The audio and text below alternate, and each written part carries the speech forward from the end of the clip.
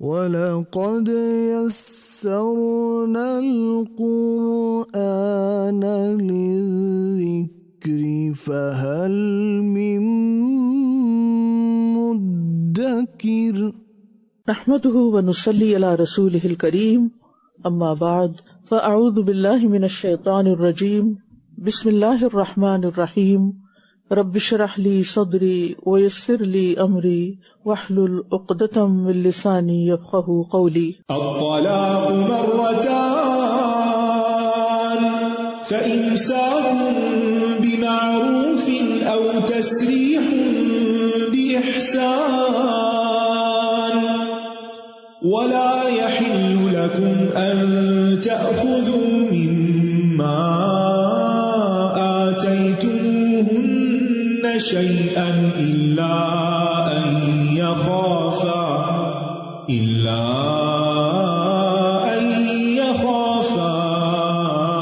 ألا يقيما حدود الله فإن خفتم ألا يقيما حدود الله فلا جناح عليهما فيما افتدت به تلك حدود الله فلا تعتدوها ومن يتعد حدود الله فأولئك هم الظالمون. فإن طلقها فلا تحل له من بعد حتى تنكح زوجا غيره فإن طلقها فلا جناح عليهما أن يتراجعا إن ظنا أن يقيما حدود الله وتلك حدود الله يبينها لقوم يعلمون. وإذا طلقتم النساء فبلغن أجلهن فأمسكوهن بمعروف أو سرحوهن بمعروف ولا تمسكوهن ضرارا لتعتدوا ومن يفعل ذلك فقد ظلم نفسه ولا تتخذوا آيات الله هزوا واذكروا نعمة الله عليكم وما أنزل عليكم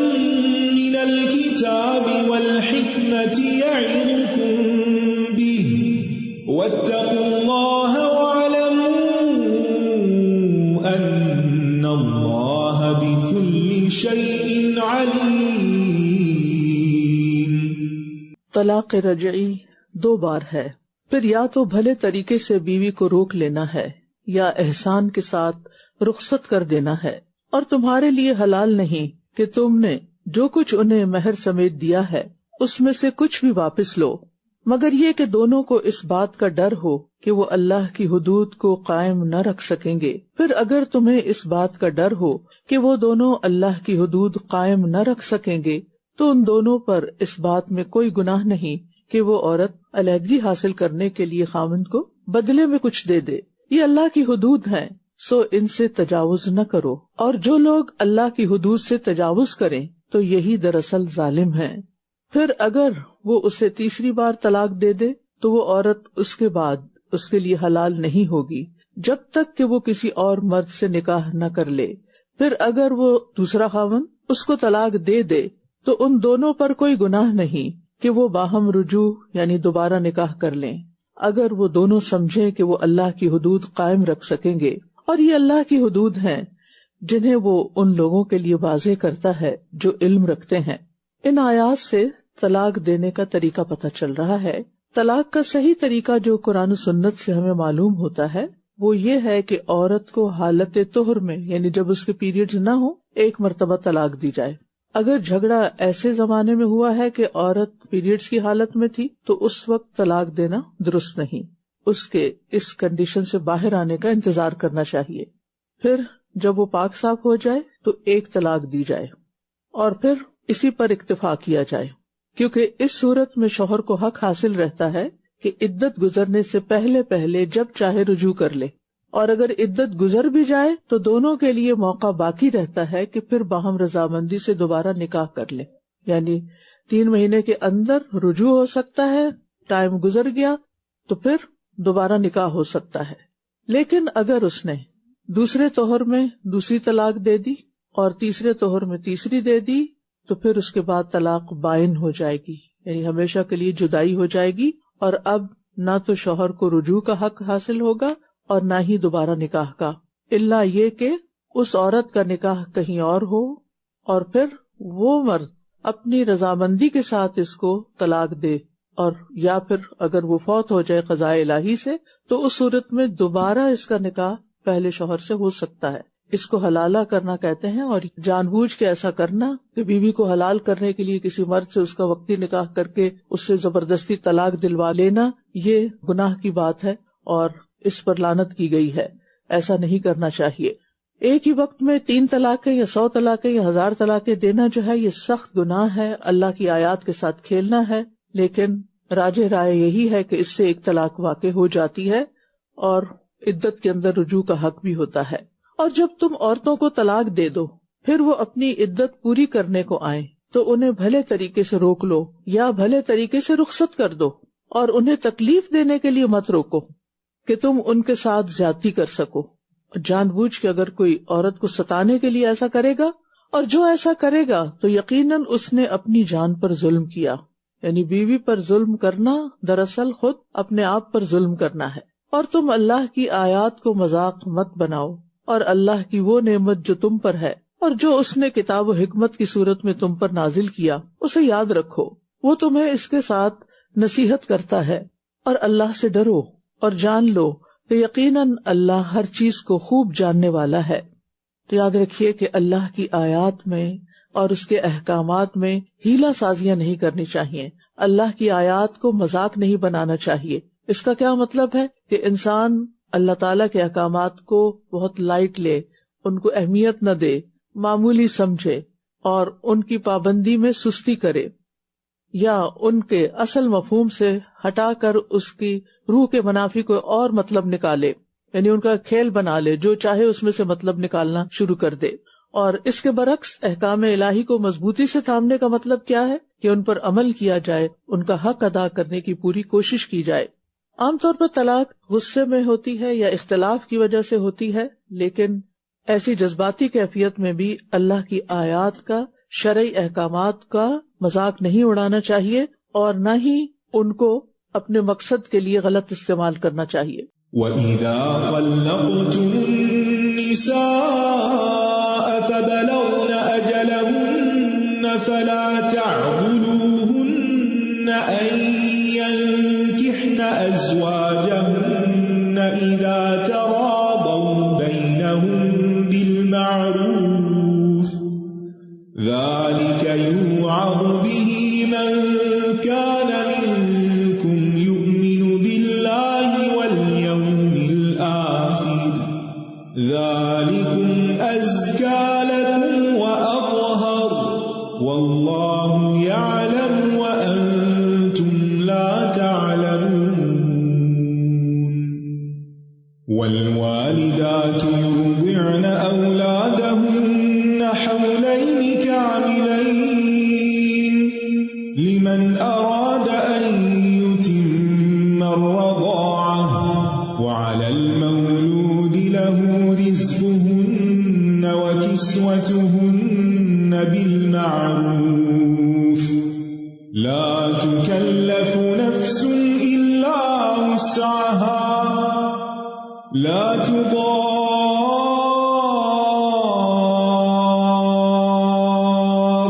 وَالِدَةٌ بِوَلَدِهَا وَلَا مَوْلُودٌ لَهُ بِوَلَدِهِ وَعَلَى الْوَارِثِ مِثْلُ ذَلِكَ فَإِنْ أَرَادَا فِصَالًا عَنْ تَرَاضٍ مِّنْهُمَا وَتَشَاوُرٍ فَلَا جناح عليهما وإن أردتم أن تسترضعوا أولادكم فلا جناح عليكم إذا سلمتم ما آتيتم بالمعروف واتقوا الله واعلموا أن الله بما تعملون بصير والذين يتوفون منكم ويذرون أزواجا يتربصن بأنفسهن 4 أشهر وعشرا فإذا بلغن أجلهن فلا جناح عليكم فيما فعلن في أنفسهن بالمعروف والله بما تعملون خبير ولا جناح عليكم فيما عرضتم به من خطبة النساء أو أكننتم في أنفسكم علم الله أنكم ستذكرونهن ولكن لا تواعدوهن سرا إلا أن تقولوا قولا معروفا ولا تعزموا عقدة النكاح حتى يبلغ الكتاب أجله واعلموا أن الله يعلم ما في أنفسكم فاحذروه واعلموا أن الله غفور حليم. اور جب تم عورتوں کو طلاق دے چکو پھر وہ اپنی عدت پوری کر لیں تو تم انہیں ان کے سابقہ شوہروں سے نکاح کرنے سے نہ روکو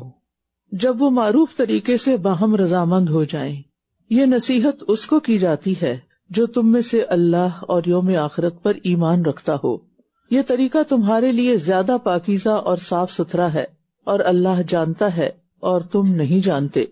عربوں میں بعض اوقات جب عورت کو ایک دفعہ طلاق ہو جاتی اور اپنے والدین کے گھر واپس آ جاتی یعنی روٹ کر یا طلاق کے بعد عدت کے دوران اور شوہر رجوع کرنا چاہتا یا واپس نکاح کرنا چاہتا تو بھائی یا والدین آڑے آ جاتے یعنی اس کو غیرت کا مسئلہ بنا دیتے. لیکن یہاں اس طریقے سے روکا گیا کہ ایسا نہ کرو کیونکہ وقتی طور پر شوہر بیوی کے درمیان اختلاف بھی ہوتا ہے, غصہ بھی آ جاتا ہے, کبھی لڑائی جھگڑا حد سے بڑھ جاتا ہے, طلاق تک نوبت آ جاتی ہے. لیکن جب غصہ ختم ہوتا ہے اور گراؤنڈ ریالٹی سامنے آتی ہے کہ الگ ہونے میں کیا کیا نقصان ہے تو پھر انسان چاہتا ہے کہ واپس ریکنسائل کر لے. تو اگر شوہر اور بیوی دونوں یعنی آپس میں معروف طریقے سے یعنی اچھی ٹرمز اینڈ کنڈیشنز پر واپس دوبارہ ملنا چاہیں تو پھر تم رکاوٹ نہیں ڈالو یعنی انا کا مسئلہ نہیں بناؤ. ایک اور نقطہ یہاں سے پتہ چلتا ہے کہ عورت خود بخود اپنا نکاح نہیں کر سکتی.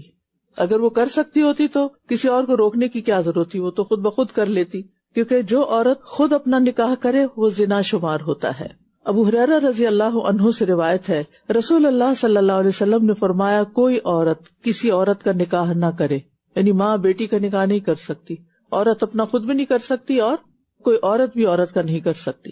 اور نہ کوئی عورت اپنا نکاح خود کرے. چونکہ نکاح میں ایک طرف مرد ہوتا ہے اور ایک طرف عورت ہوتی ہے, اور اگر ایک طرف صرف عورتیں ہوں اور دوسری طرف صرف مرد ہو تو مرد ان عورتوں سے ناجائز فائدہ بھی اٹھا سکتا ہے. یعنی فطری طور پر عورت جو ہے وہ بعض اوقات اس کا مقابلہ نہیں کر سکتی. ولی کا ہونا ضروری ہے کیونکہ ولی ایک پروٹیکشن دیتا ہے اپنی بیٹی کو, اپنی بہن کو, یا جس کا بھی وہ ولی ہوتا ہے, کیونکہ وہ اپنی بیٹی یا بہن کا ہاتھ کسی مرد کے ہاتھ میں دے رہا ہوتا ہے. تو یہ دراصل عورتوں کو پروٹیکشن دینے کے لیے ہے, کوئی ڈسکریمنیشن نہیں ہے. اور اسی طرح یہ ہے کہ رشتوں کو جوڑنا چاہیے, توڑنا نہیں چاہیے. یعنی اگر ایک دوسرے سے ہسبینڈ وائف ناراض ہو گئے ہیں کسی وجہ سے تو اس ناراضگی کو بڑھانا نہیں چاہیے بلکہ واپس جوڑنے کی کوشش کرنی چاہیے، کیونکہ اللہ تعالیٰ کے نزدیک پسندیدہ عمل یہی ہے کہ خاندان آپس میں انٹیکٹ رہیں۔ اور مائیں اپنے بچوں کو پورے 2 سال تک دودھ پلائیں، یہ حکم اس کے لیے ہے جو رضاعت کی مدت پوری کرنے کا ارادہ کرے، اور بچے کے والد کے ذمہ معروف طریقے سے ان کی ماؤں کا کھانا اور کپڑا دینا ہے۔ کسی شخص کو اس کی طاقت سے بڑھ کر تکلیف نہ دی جائے، نہ تو والدہ کو اس کے بچے کی وجہ سے اور نہ ہی والد کو اس کے بچے کی وجہ سے، یعنی بچے کو آڑ بنا کے دونوں ایک دوسرے پر زیادتی نہ کریں، اور نہ ہی والد کو اس کے بچے کی وجہ سے کوئی نقصان پہنچایا جائے، اور باپ کے وارث پر بھی اسی طرح کی ذمہ داری ہے۔ پھر اگر وہ دونوں باہم رضامندی اور مشورے سے دودھ چھڑانے کا ارادہ کر لیں تو ان پر کچھ گناہ نہیں، اور اگر تم اپنے بچوں کو کسی اور عورت سے دودھ پلوانے کا ارادہ کرو تو بھی تم پر کوئی گناہ نہیں، بشرطے کہ جو انہیں دینا طے کیا تھا تم بھلے طریقے سے ان کے حوالے کر دو، اور اللہ سے ڈرو اور جان لو کہ جو کچھ بھی تم کرتے ہو یقیناً اللہ اسے خوب دیکھنے والا ہے۔ اور تم میں سے جو لوگ فوت ہو جائیں اور بیویاں چھوڑ جائیں تو وہ عورتیں 4 ماہ اور 10 دن اپنے آپ کو انتظار میں رکھیں، یہ بیوہ کی عدت ہے۔ پھر جب وہ اپنی عدت کی مدت پوری کر چکیں تو جو کچھ وہ اپنی ذات کے بارے میں معروف طریقے سے طے کریں تو تم پر کوئی گناہ نہیں، اور تم جو کچھ بھی کرتے ہو اللہ اس کی خوب خبر رکھنے والا ہے۔ تو اس سے یہ پتہ چلتا ہے کہ اگر کوئی عورت چاہے اس کا ابھی صرف نکاح ہی ہوا ہو، رخصتی نہ بھی ہوئی ہو، جوان ہو یا بوڑھی ہو، ایک بیوی ہو یا زیادہ ہو، سب کی عدت یہی ہے، 4 ماہ اور 10 دن۔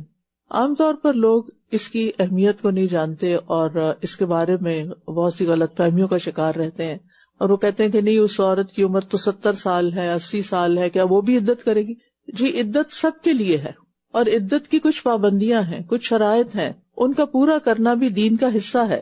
اور تم پر اس بات میں کوئی گناہ نہیں کہ عدت والی عورتوں کو اشارتاً پیغام نکاح بھیجو یا اسے اپنے دلوں میں چھپائے رکھو، یعنی اگر کوئی عورت عدت میں ہے تو اس کو واضح الفاظ میں پروپوز نہیں کیا جا سکتا، لیکن یعنی جب یہ عدت سے نکلے گی تو اس سے نکاح کیا جائے گا، سوچنے میں کوئی حرج نہیں، یعنی انڈر کنسیڈریشن ہو سکتا ہے یا انڈائریکٹلی کوئی میسج جا سکتا ہے تاکہ عدت سے فارغ ہونے کے بعد وہ عورت نکاح کر سکے۔ اللہ جانتا ہے کہ ضرور تم ان کا ذکر کرو گے، لیکن تم ان سے نکاح کرنے کا خفیہ وعدہ نہ کرو، یعنی چھپ کر کوئی واضح پیغام مت بھیجو، مگر یہ کہ کوئی بھلی بات کہو، اور تم عقد نکاح کو پختہ نہ کرو، یعنی عدت کے دوران نکاح نہیں ہو سکتا یہاں تک کہ عدت کی مقرر مدت اپنے اختتام کو پہنچ جائے، اور جان لو کہ یقیناً اللہ جانتا ہے جو تمہارے دلوں میں ہے، لہذا اس سے ڈرو، اور جان لو کہ بے شک اللہ بہت بخشنے والا بہت بردبار ہے۔ لہذا ہمیں ہمیشہ اپنے دلوں کے خیالات پر نظر رکھنی چاہیے، کیونکہ اگر وہ لوگوں کو معلوم نہیں بھی ہوتے تو اللہ ان کو جانتا ہے، اور اس کو پوشیدہ خشیت بھی کہتے ہیں، یعنی اللہ کا ڈر، اور یہ اللہ کا تقویٰ بھی ہوتا ہے۔